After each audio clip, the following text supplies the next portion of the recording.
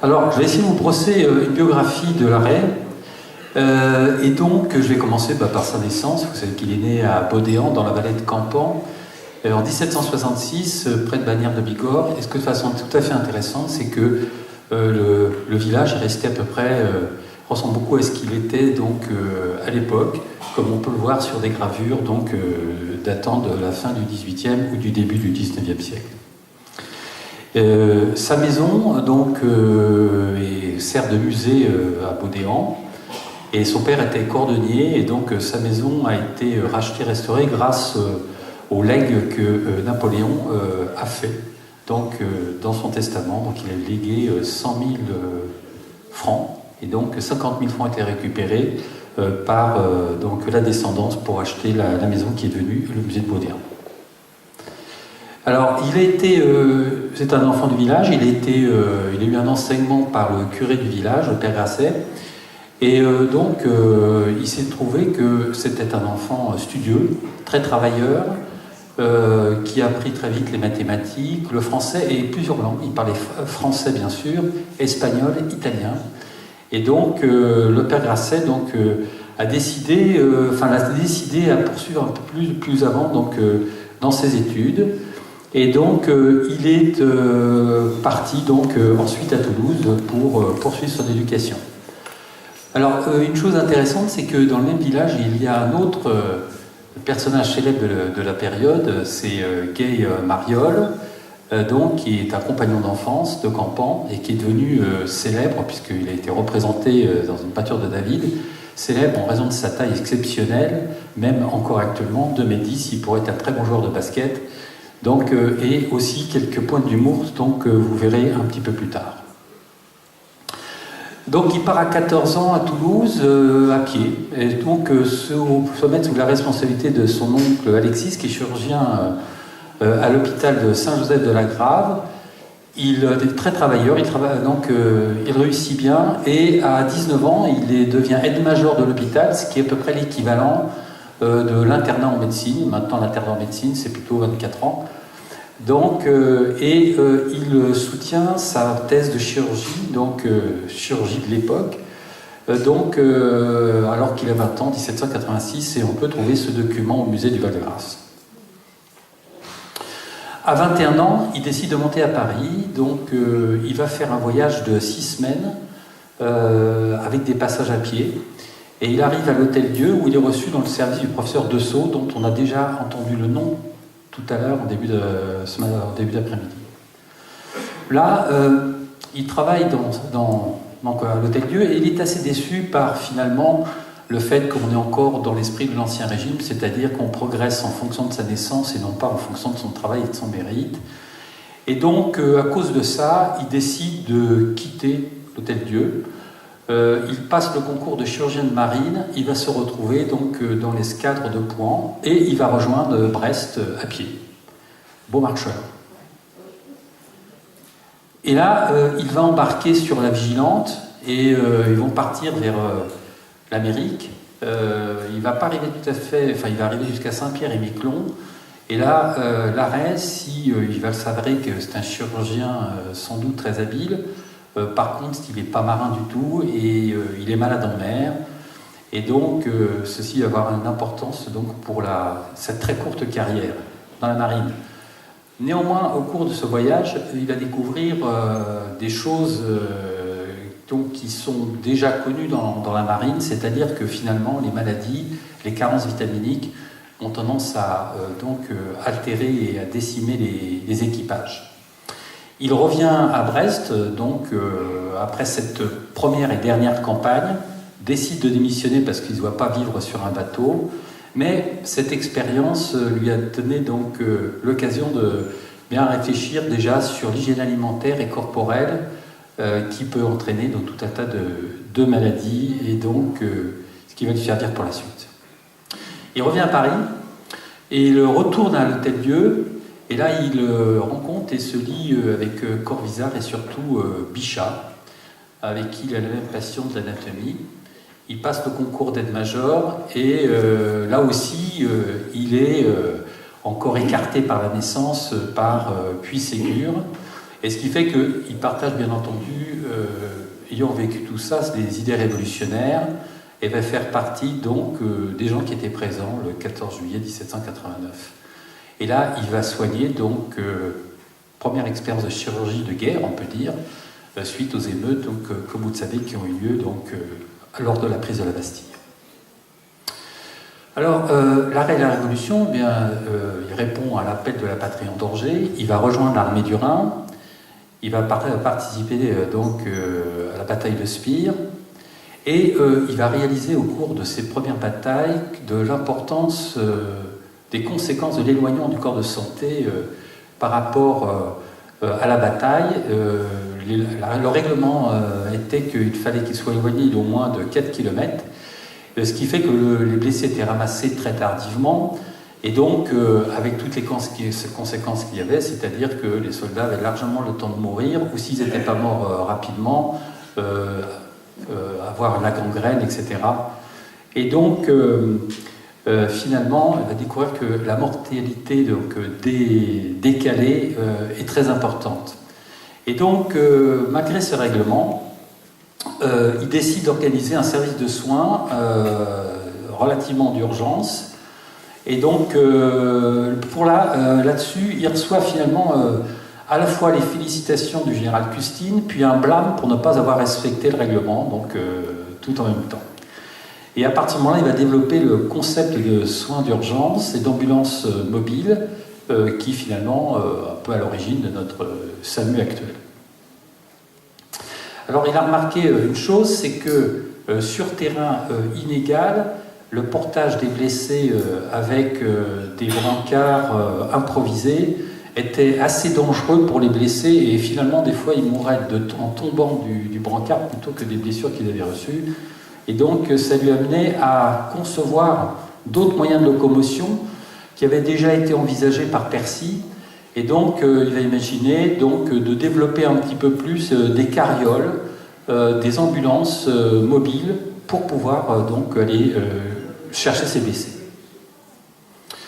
En 1794, il rencontre Élisabeth Charlotte Leroux de la ville, qui est issue d'une famille bourgeoise aisée, cultivée, qui est peintre, portraitiste, élève de David, Gros et Girard et Girodet, dont la sœur également est peintre et même encore plus connue qu'Élisabeth Charlotte.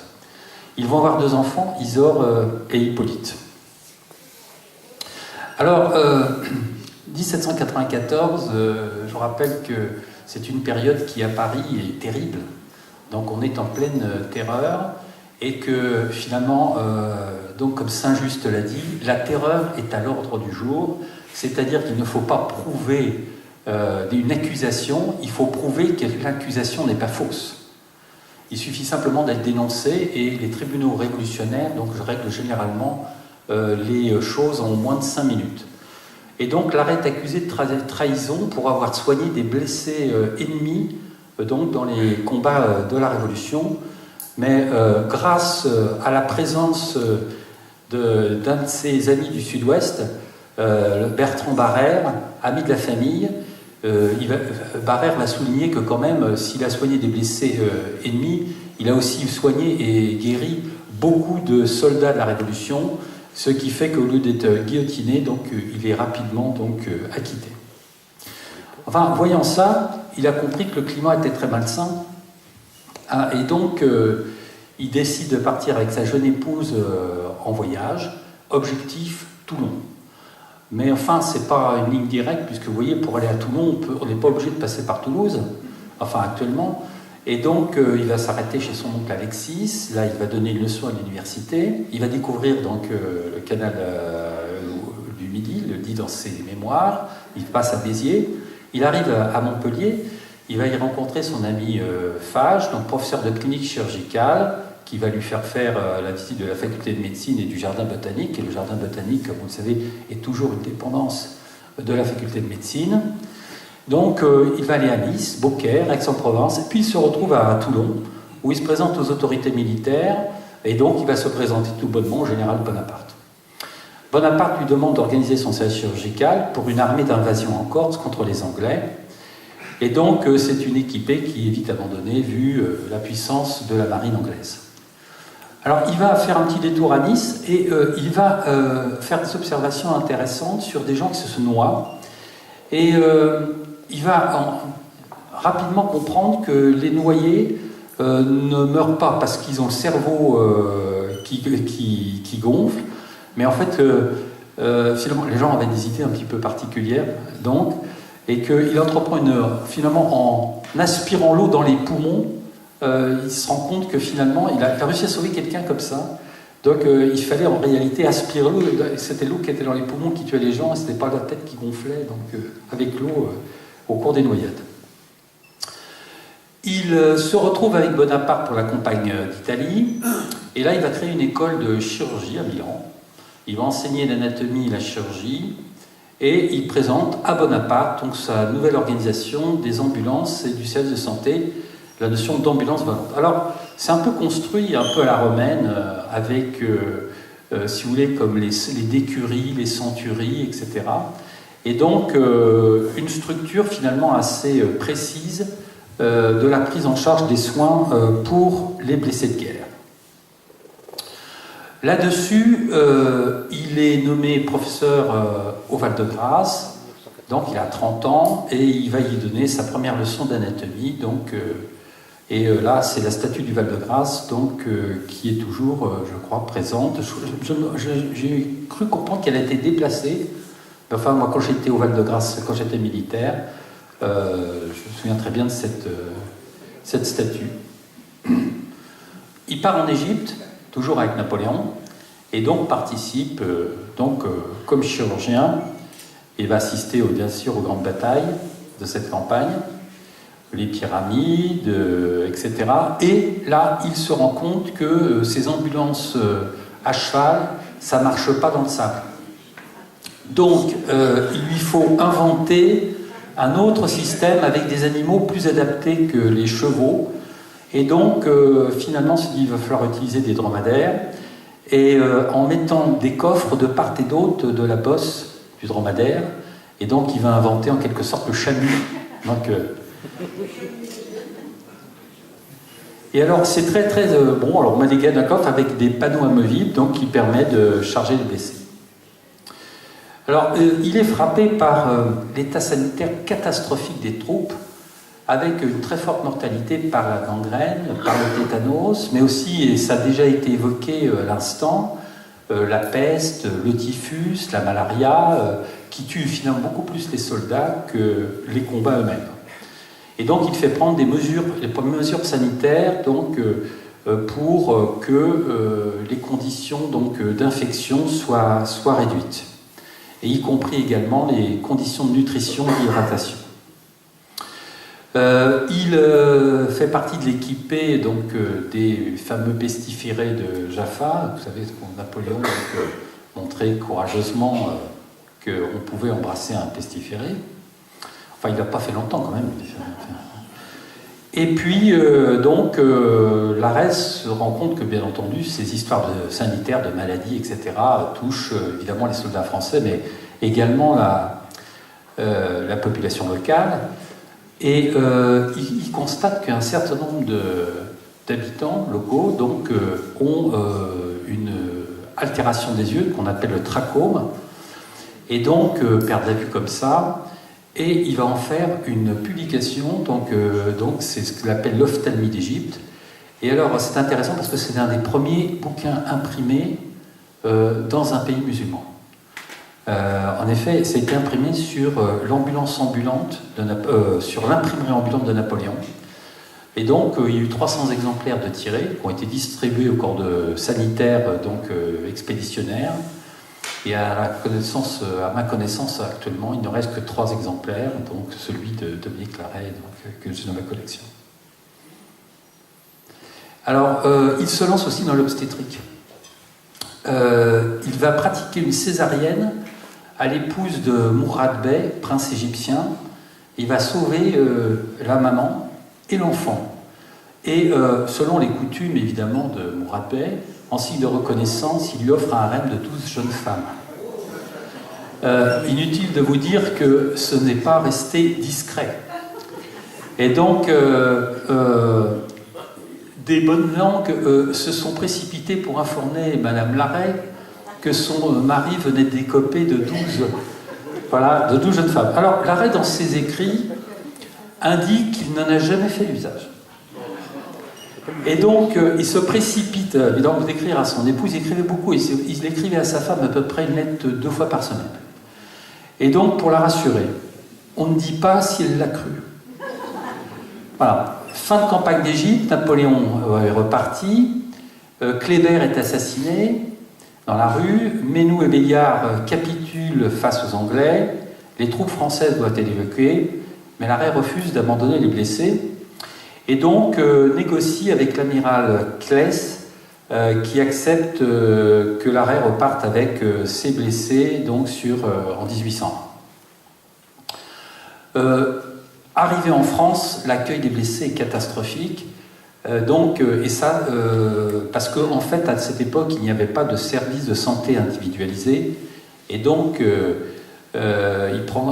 qui est totalement dépendant de l'intendance, et donc ça va l'inciter un peu plus à travailler pour que le service de santé des armées soit indépendant de l'intendance. Il rentre à la maison en 1802, donc après 3 ans et demi de séparation, et il va faire connaissance de sa fille Isore, donc sur le chemin du retour. Alors sur le chemin du retour aussi, il va croiser sans le savoir Napoléon, qui souhaitait le nommer son médecin personnel. Et puis, ça ne s'est pas passé comme ça, ils ne se sont pas rencontrés, et comme Napoléon, comme vous le savez, ne brillait pas par sa patience, il a décidé d'en nommer un autre, qui était Corvisart. Et ça a été donc le début d'une longue inimitié entre Larrey et Corvisart. Corvisart, sachant que ce n'était pas lui qui était le favori, et Larrey étant jaloux que ce soit l'autre qui était choisi. Voilà. Alors, il est nommé responsable de la garde consulaire, inspecteur du service de santé, il reçoit une légion d'honneur, et il écrit son premier livre, donc sur voyage en Égypte et en Syrie. Et là, il retrouve Napoléon qui lui présente le projet de faire renaître l'Académie de chirurgie qui avait disparu avec la Révolution. Et donc, Napoléon lui demande de présenter un projet un peu plus global de formation de médecins de chirurgiens, dans lequel il y a un enseignement théorique, également un enseignement pratique. Je rappelle qu'avant cette période, le chirurgien, c'est le chirurgien barbier. C'est pas le chirurgien tel que nous le connaissons aujourd'hui, quoi.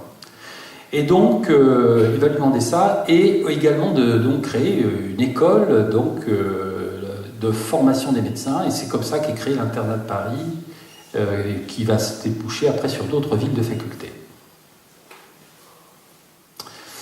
Alors, finalement, on en aboutit à ce que, en 1803, sont fixées les règles d'enseignement et de pratique de l'exercice médical, avec obligation de soutenir une thèse devant ses pairs. Donc c'est évidemment, là en gros on a créé le Conseil de l'ordre des médecins avec le passage de la thèse, d'un mémoire, etc. C'est comme ça se passe encore actuellement, et c'est la base de l'organisation actuelle de la médecine et de son enseignement. Et alors Larrey décide de donner l'exemple, et donc décide de passer sa thèse sous la présidence de son ancien patron, professeur Sabatier, en réutilisant un mémoire de 1797 auquel il était fait allusion tout à l'heure par un intervenant sur les amputations des membres. Et tout à l'heure, j'ai vu en photo l'édition de 1803, je crois, qui est donc l'édition réutilisée pour la thèse de médecine. Et ça, c'est l'édition originale donc, de 1797. Qui est très très peu différente, à peine remaniée. Voilà, une de ces trousses de chirurgie, qui est, je crois, j'ai trouvé ça à la bataille à Austerlitz. Alors bon, tout à l'heure nous avons entendu déjà qu'il était très habile sur le plan chirurgical, donc je n'y reviendrai pas, on a déjà parlé de ça. Et donc la vitesse, avant tout un tas de systèmes pour essayer de soigner les blessés. On en a parlé. Et il a donc, survient évidemment le sacre de Napoléon. Il est devenu, 2 décembre 1804, Il est devenu un collaborateur familier de Napoléon, mais son épouse aussi, et ça va jouer un rôle important dans sa vie sociale civile, est une amie personnelle de l'impératrice Joséphine qui la reçoit régulièrement donc, à la Malmaison. Alors évidemment, il va être à Austerlitz, donc, alors tout le monde connaît la bataille d'Austerlitz, surtout dans cette assemblée, et Larrey a sa propre vision de la bataille d'Austerlitz. Il a la vision médicale de la bataille d'Austerlitz, qui est moins la grande victoire militaire et stratégique. Il voit les pertes.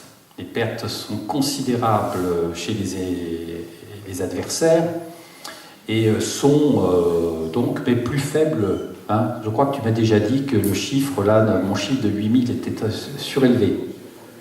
Hein. Voilà. Donc néanmoins, quoi qu'il en soit, après la bataille, donc, les maladies vont tuer des milliers de soldats aussi. Et donc, donc si là aussi, il va réaliser un peu plus qu'il y a la mort immédiate et puis il y a la mort décalée donc, de ces soldats. Moi, les Russes qui sont présents, donc, ont participé à cette bataille d'Austerlitz, ont été blessés, donc, notamment la jeune garde de cavalerie qui entourait le tsar, le jeune tsar, et qui était issu de la noblesse. Vous savez, ces jeunes nobles, là, ils avaient 20 ans, 18, 20 ans, 21, 22 ans, et qui cherchaient, qui rêvaient que de gloire. Eh bien, donc, ils vont être laminés donc, sur le plateau de Pratzen.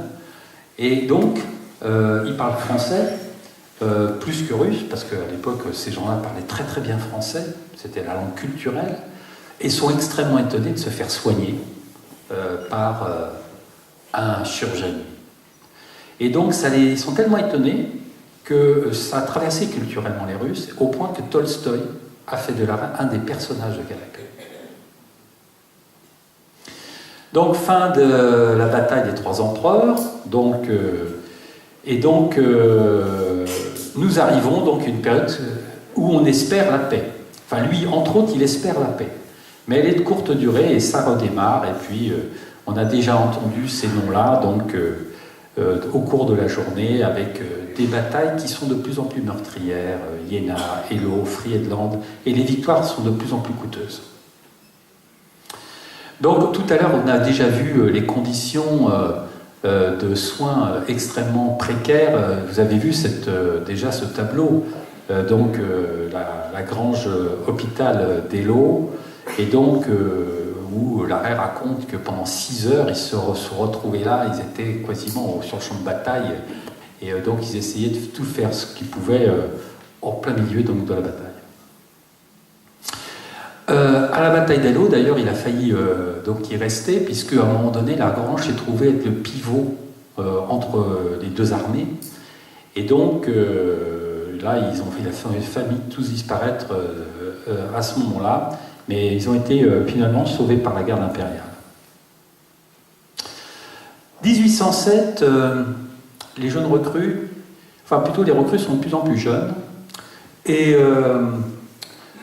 on s'aperçoit qu'elles ont du mal à assurer les marches forcées, et beaucoup se plaignent d'avoir des douleurs des genoux, des hanches, des chevilles aussi.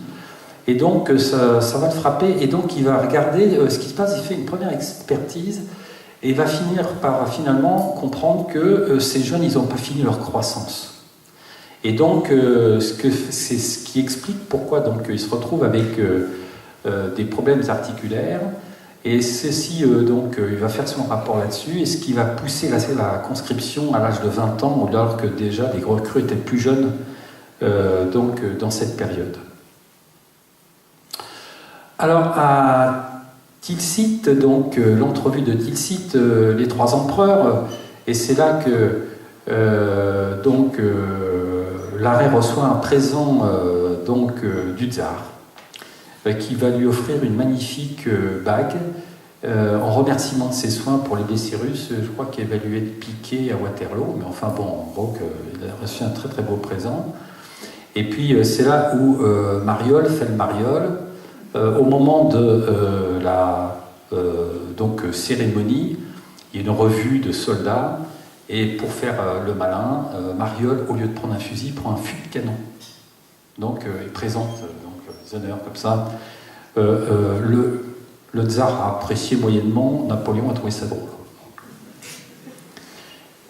On est arrivé donc fin octobre 1807, Larrey a 41 ans, il rentre à la maison, et donc il a juste le temps de concevoir son fils, en gros, c'est ça, et donc qu'il va repartir pour la campagne d'Espagne péninsulaire, 1808, donc on a déjà entendu parler de la campagne d'Espagne.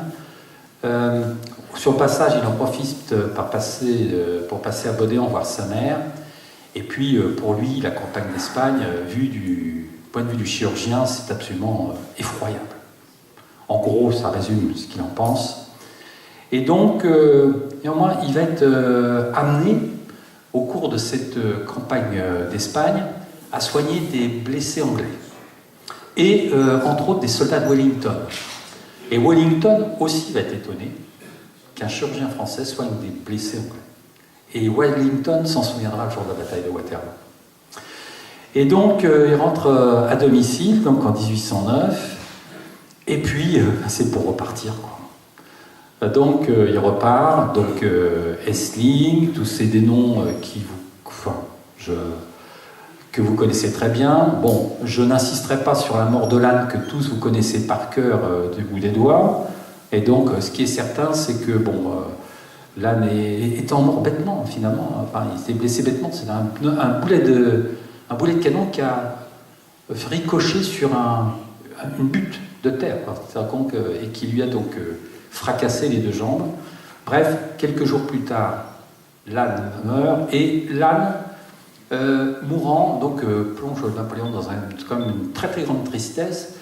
Et je veux dire, c'est vraiment enfin, je parle sous couvert des historiens qui sont ici de Napoléon, mais c'est vraiment un tournant dans les guerres napoléoniennes, parce que Lannes était une des rares personnes qui pouvait dire à Napoléon les choses en face, en privé, et ce qu'il pensait. Les autres, plus jeunes, étaient devenus des courtisans, ou des anciens étaient devenus des courtisans, et plus personne n'osait dire à Napoléon, non, écoute, tu te trompes, c'est pas possible, c'est pas ça qu'il faut faire. Voilà, je crois que c'est un point historique, un tournant historique. Bon, les batailles de Wagram. Alors, ce que Larrey en tiré, à part les charges de cavalerie et puis les choses terribles qui sont arrivées sur le plan des blessés, des militaires, c'est que Larrey a trouvé un bébé sur le champ de bataille. Et alors, là où l'exploit, c'est pas d'avoir sauvé le bébé, c'est d'avoir retrouvé la mère du bébé, quoi. Donc, il a pu rentrer. On peut se demander ce que ce bébé faisait sur le champ de bataille. Il est fait baron, et donc vous voyez dans ses armoiries, il va y mettre plusieurs choses. Il va y mettre le dromadaire en référence à la campagne d'Égypte, une pyramide également, et puis vous voyez une petite raie qui se promène par jeu de mots, par référence à son nom. Il va écrire en 1812 ses mémoires, la première partie de ses mémoires. Il est très très content, donc il envoie ses livres avec des petites notes en hommage à ses copains, etc. Donc ses 3 premiers volumes, il est très très content d'avoir écrit ça. Et puis il part en Russie, on a entendu parler tout à l'heure largement de cette campagne de Russie, et donc il va participer aux batailles, et les batailles, c'est la Baskova ou Borodino, ils se battent très très près les uns des autres, et à un moment donné, ils voient même arriver des officiers russes qui demandent d'être soignés chez lui. Donc par lui, rapidement, et donc le prince Galitzine, le général Likhatchev, le comte Sakonitsky, qui va soigner ces Russes au cours de ces batailles. Incendie de Moscou plus exactement, et l'avis de Larrey du point de vue sanitaire, c'est de dire il faut rester dans Moscou, il faut laisser passer l'hiver. Mais il est très minoritaire dans cette perception, et ce qui fait que, comme vous le savez, la retraite commence et se passe en plein hiver, alors que il va faire sa retraite comme tout le monde. Arrivé à la Bérésina, donc, comme vous le savez, les pontonniers donc, ont fait un travail extraordinaire. On parle de la bataille, de la défaite de la Bérésina, souvent dire « Oh là là, c'était la Bérésina ». Mais en réalité, les Français ont fait un travail extraordinaire. Ils ont réussi l'exploit de construire des ponts sur une rivière qui était en plein hiver avec des glaçons. Tout à l'heure, on parlait de moins 38 degrés, vous voyez, etc. Et donc, finalement, il y a pas mal de gens qui ont réussi à passer ce pont. Alors, évidemment, ce pont était très encombré. Ces ponts, il y en a plusieurs. Et donc, quand il est arrivé, lui, avec ses blessés, il était à l'arrière. Ses soldats l'ont reconnu et donc lui ont fait traverser le pont sans qu'il touche le sol. Ils l'ont pris de bras en bras et comme ça, il s'est retrouvé de l'autre côté du pont. Donc, enfin, vous voyez, les pertes sont considérables. Donc, sur un corps expéditionnaire de plus de 800 chirurgiens, il y en a moins de 300 donc, qui font la fin de la campagne. Alors, il se fait un petit rapport sanitaire de la campagne. Des gens qui sont passés par ses mains et son ambulance. Et finalement, dans les gens qu'il a pu voir en main, il fait finalement un petit bilan et il en arrive quand même à des choses tout à fait remarquables. C'est que parmi les gens qu'il a été amené à traiter comme chirurgien, eh bien, il a presque 90% de gens qui ont survécu. Alors, je dis avec des morceaux en moins, évidemment. L'amputation a été facile, mais je trouve que à l'absence d'antibiotiques, c'est quand même pas mal. Hein, je veux dire, donc, résultat tout à fait remarquable, de chirurgie guerre. Donc, il a fait de la chirurgie réparatrice, et nous avons déjà vu cette photo tout à l'heure. Donc, il fait la chirurgie de reconstruction. Donc, il apprend donc également, enfin, il découvre tout un tas de pathologies donc, liées à la chirurgie de guerre, les plaies par armement, les anévrismes, par exemple, les communications entre veines et artères, et comment les traiter. Et également donc, des plaies du crâne, des hématomes, donc on fait des trous dans la calotte, on enlève le sang pour éviter que les gens fassent donc, un œdème cérébral. Vous avez d'ailleurs cette photo sur un livre des Atlas qu'il a composé. Et puis, on a déjà parlé de cette affaire des Marie-Louise, donc je ne vais pas la détailler, puisqu'elle vous a déjà été racontée, mais il y a ces fameux Marie-Louise qui ont des blessures au niveau des extrémités des mains. Il est proposé donc par Soult de décimer au hasard pour l'exemple. L'arrêt rend son rapport donc, et dit qu'en fait on ne peut pas conclure que c'est comme ça que les gens ont fait volontairement. Et là, il raconte. Il sait qu'il quand même il joue gros là. Napoléon est quand même très très contrarié par cette histoire et il raconte que Napoléon tourne en rond. Et puis il se dit qu'est-ce qui va m'arriver ? Et puis finalement, Napoléon vient vers lui, le prend dans ses bras, et donc il lui dit « Monsieur, un souverain bien heureux d'avoir affaire à un homme tel que vous. » Je peux vous dire que là, les surrénales de l'arrêt, il raconte qu'il était stressé. Donc il lui fait une pension, bref. Par contre, dans l'affaire, une personne ne lui en voudra, ne lui pardonnera jamais, c'est Soult. Et ça se paiera, vous allez voir, à la fin de sa vie. En 1813, autre élément intéressant de son histoire-là, c'est qu'il va être amené à soigner le fils du général Blücher, donc dans la vallée de Toplitz. Et alors, il le soigne, et en plus, il le renvoie du côté prussien. Alors là, les militaires sont outrés des matins. T'avais le fils Blücher en main et tu l'as gardé, c'est pas possible. Donc. Enfin, ça lui servira plus tard. Waterloo, et justement c'est à Waterloo que ça va lui servir, parce qu'à Waterloo, l'arrêt a une histoire un peu singulière. Il fait donner ses ambulances, et Wellington le reconnaît. Et Wellington fait arrêter son artillerie pour permettre à l'arrêt de ramasser donc ses blessés, et c'est là où ces gens, à l'époque, ils aimaient les grandes phrases. Moi je trouve formidable ça. Messieurs, voici l'honneur et la loyauté qui passent, vous voyez, ça c'est quand même passé. Et donc, au cours le soir de cette bataille, comme vous savez, qui ne s'est pas terminée pour nous, Larrey est blessé de 2 coups de sabre et perd donc conscience. Il est laissé pour mort et il s'est échappé avec 2 ou 3 soldats, enfin cavaliers, et il reprend conscience le lendemain sur un chemin. Il est tout seul, il ne sait pas exactement où il est. Et il est fait prisonnier par des Prussiens qui, un instant, le prennent pour Napoléon pour plusieurs raisons. Premièrement, il a un peu la même stature que Napoléon, il n'est pas très grand, commence peut-être un petit peu robuste. Il a un manteau qui ressemble à celui de Napoléon, et surtout, il a un sabre que lui a donné Napoléon. Et donc, ces Prussiens, qui sont à moitié ivres, etc., le prennent pour Napoléon et veulent le fusiller immédiatement. Et coup de chance pour lui, alors c'est là qu'il est dépouillé, évidemment, on lui retire même ses bottes, on lui prend tout. Il est reconnu par un officier de Blücher qui dit, 1, c'est pas Napoléon, et 2, je sais qui c'est Larrey.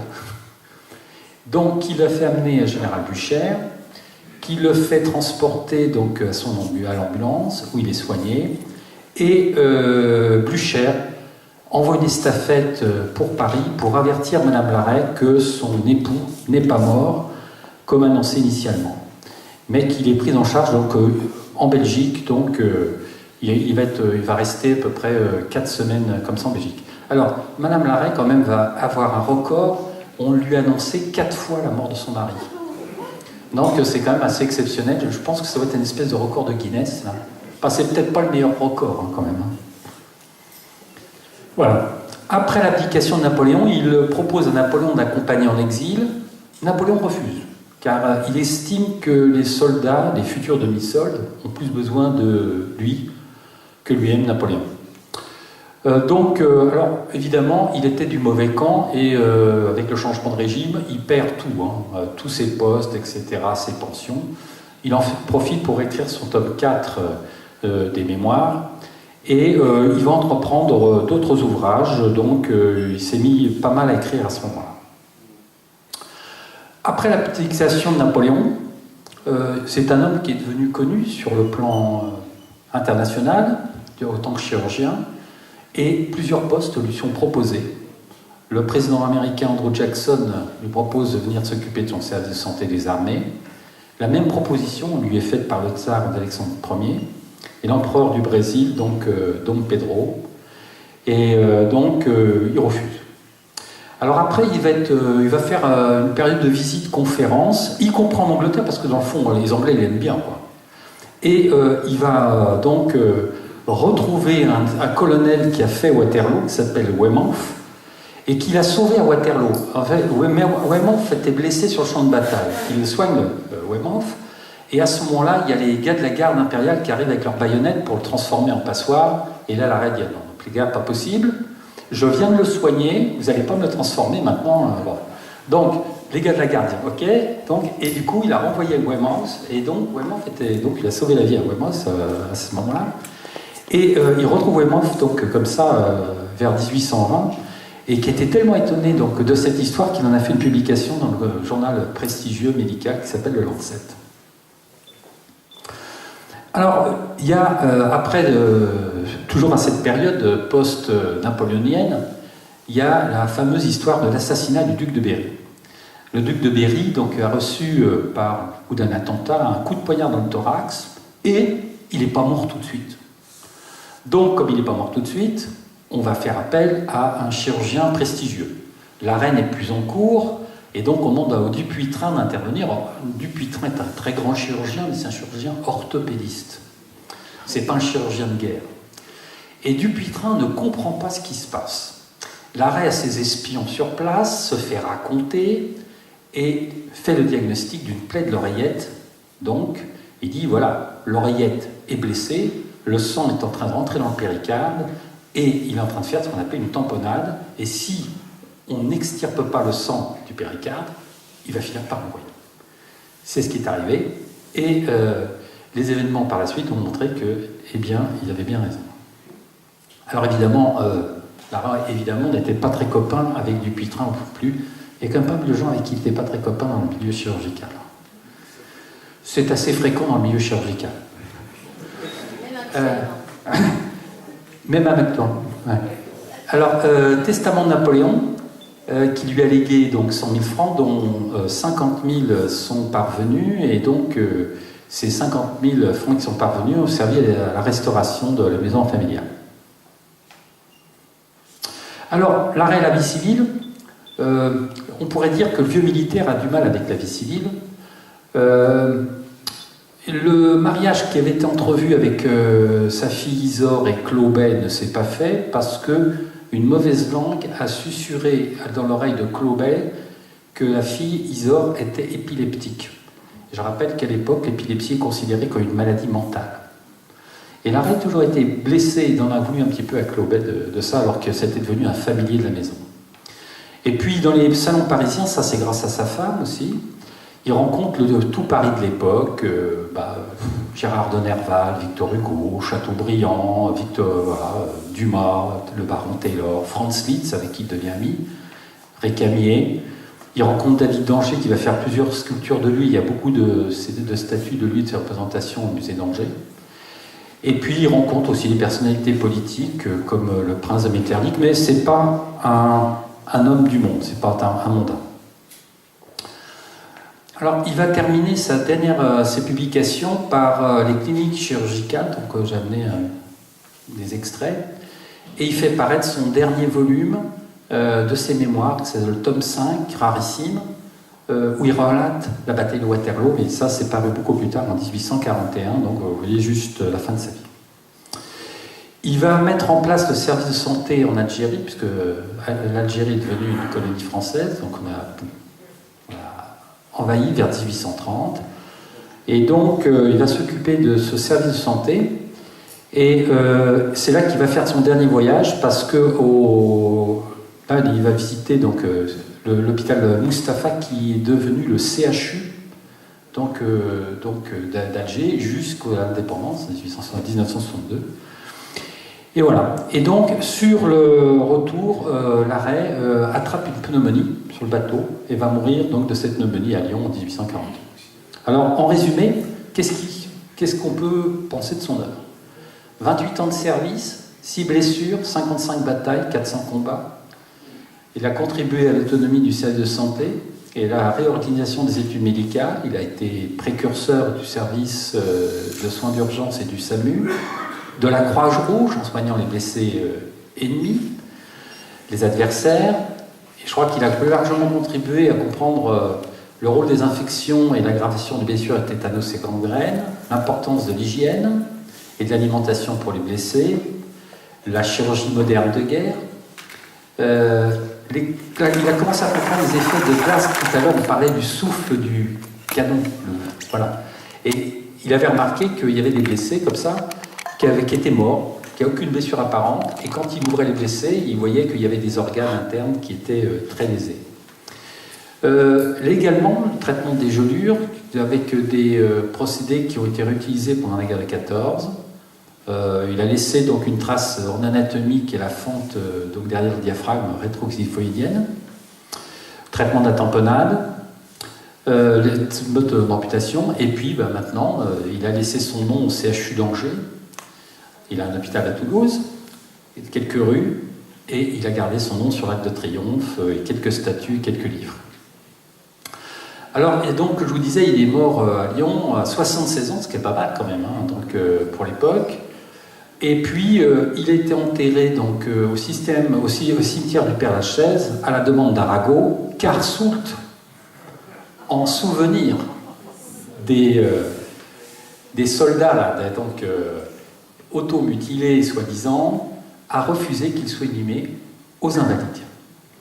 Ceci a été réparé en 1992, car tout d'un coup, il y a un gars qui, en faisant une petite visite là, des sous-sols du Val-de-Grâce, trouve une urne, et ils ont découvert une urne dans laquelle il y avait les organes digestifs de l'arrêt. Et c'était à peu près vers 1981. Et donc, à cette période-là, ils ont décidé de voir si on ne pourrait pas retransférer l'arrêt des Invalides, du Père-Lachaise aux Invalides. Ça a été un long combat entre le maire de Paris qui a dit, écoutez, vous n'en avez pas voulu en 1842, on le garde. Et ça a mis 10 ans, et je me souviens que j'ai été appelé comme ça. J'étais aux États-Unis, je travaillais aux États-Unis à ce moment-là, et tout d'un coup on me dit Dominique, est-ce que tu peux venir? Il y a l'ambassade de France qui t'appelle. Je me dis, oh là là, c'est pas bon ça. Qu'est-ce que j'ai fait comme bêtise? Et finalement, j'ai l'attaché militaire qui me dit voilà, on aurait besoin de vous. Est-ce que vous accepteriez de soutenir pour qu'on transfère la sépulture de l'arrêt des Invalides, du Père-Lachaise aux Invalides? C'était en 1983. C'est arrivé le 15 décembre 1992 à Minevon. Voilà. Voilà. Et donc, ça, on a vu un de ses livres. C'est là, vous voyez, qui porte, voilà, les reliures de luxe de l'arrêt, mais il y en a très très très peu, parce qu'il n'a pas beaucoup de moyens, il est tout perdu. Donc, qui représente pour quelques-uns de ses livres. Je vous remercie de votre attention.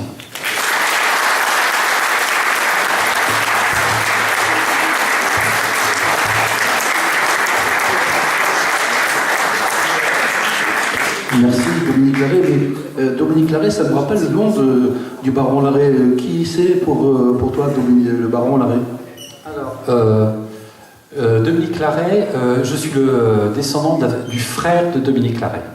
Dominique Larrey a eu 2 enfants, Isor et Hippolyte, qui aucun d'eux n'a eu d'enfant. Et donc la descendance de la famille Larrey passe par les collatérales, et donc il y en a 2.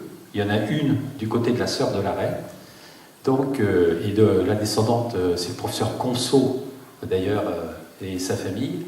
Et puis l'autre côté, donc, c'est par un des frères de Larrey, nous descendons de cette lignée. Et il s'est trouvé que Hippolyte, donc n'ayant pas d'enfant, a donné donc au fils, donc notamment de famille, un certain nombre de documents de Dominique Larrey, puisque lui il n'est pas de descendant, et c'est comme ça que nous avons récupéré des documents originaux de Dominique Larrey.